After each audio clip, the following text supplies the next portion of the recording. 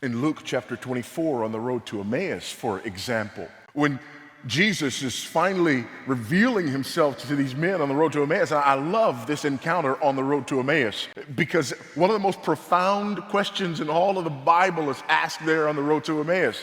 They're talking to Jesus about what's been going on, and they look at him and they say, "Are you the only man in Jerusalem who doesn't understand what's been going on here these last few days?" And he doesn't say it, but what he could have said was, "No, I'm actually the only one who does understand what's been going on here." He makes a statement there in verse 25, and he said to them, "O foolish ones, and slow of heart to believe all that the prophets have spoken." Jesus does not say, "You should have understood my redemptive work on the cross because of what I've been telling you all this time." He says, "You should have understood it because you have the Old Testament." In John chapter 5, what do we have recorded there in John chapter 5? At the end of John chapter 5, listen to these words, beginning of verse 45. "Do not think that I will accuse you to the Father. There is one who accuses you, Moses, on whom you have set your hope.